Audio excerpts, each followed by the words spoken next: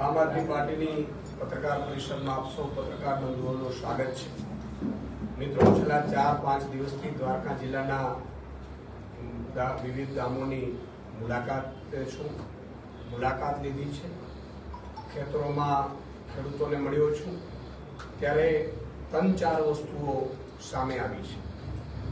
અત્યારે દ્વારકા જિલ્લામાં ખેડૂતો ખૂબ પરેશાન છે.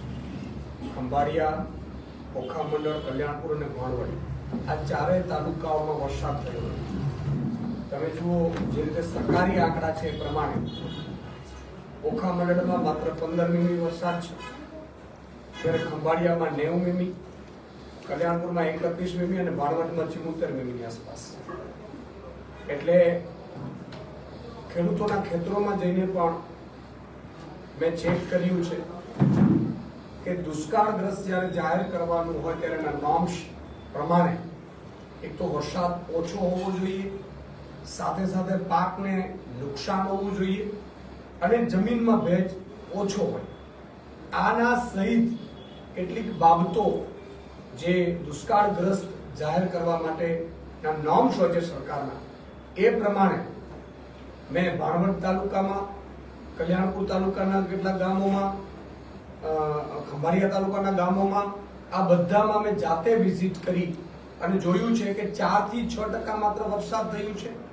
સાથે સાથે કેટલોય પાક ઉગી નથી શક્યો. લગભગ 25% જ બિયારણ ઉગ્યું છે. અત્યારે પાણીની ખૂબ ખેંચ છે, એટલે ખેડૂતો માટે અત્યારે ખૂબ દયનીય પરિસ્થિતિ છે. ભેજનું પ્રમાણ જમીનમાં અત્યારે બિલકુલ નથી, એટલે હવે અઠવાડિયું પણ પાક ખમી શકે એવી સ્થિતિમાં નથી. એમાં કપાસ હોય, મગફળી હોય સહિતના વિવિધ પાકો છે એને ખૂબ નુકસાન થયું છે. ત્યારે ખેડૂતોને પણ ઘણા ગામોમાં, લગભગ 10 ગામોની મુલાકાત મેં લીધી છે.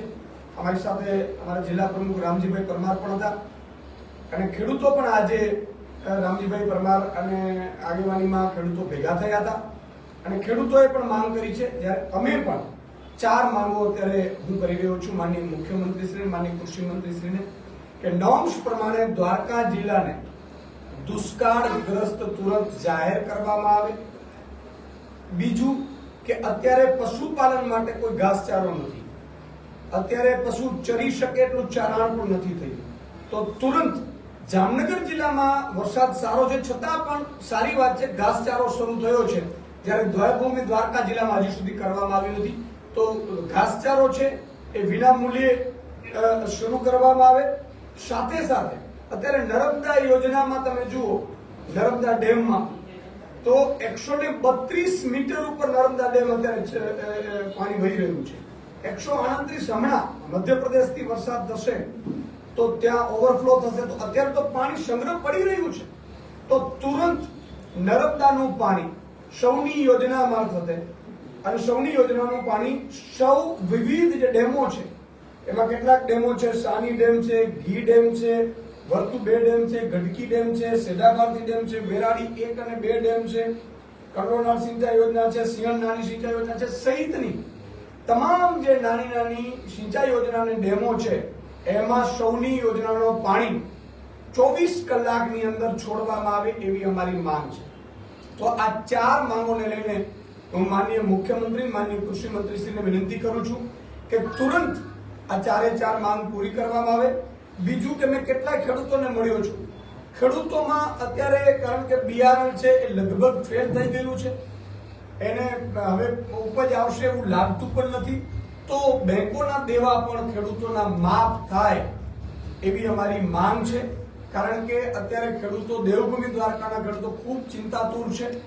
ખૂબ અત્યારે એ દેવભૂમિ દ્વારકા ઉપર મોટું આભ તૂટી પડ્યું છે એવું સમજો ખેડૂતો ઉપર, એટલી સ્થિતિ અત્યારે ખરાબ થઈ ચૂકી છે. તો અત્યારે દેવભૂમિ દ્વારકામાં દુષ્કાળગ્રસ્ત જાહેર કરો, ઘાસચારો તુરંત વિનામૂલ્યે વિતરણ શરૂ કરાવડાવો. જે સૌની યોજના અંતર્ગત જે ડેમો આવે છે એ ડેમોમાં પાણી છોડવામાં આવે. ખેડૂતોને જે દેવું છે એ દેવું માફ કરવામાં આવે. આ સહિતની માંગો અત્યારે માનનીય મુખ્યમંત્રીશ્રીને અમે કરી રહ્યા છીએ. અને પાંજરાપોળમાં અત્યારે હાલત ખૂબ ખરાબ છે. અત્યારે જે ગામોમાં પાંજરાપોળો છે અથવા તો ગાયો છે એની હાલત દયનીય છે.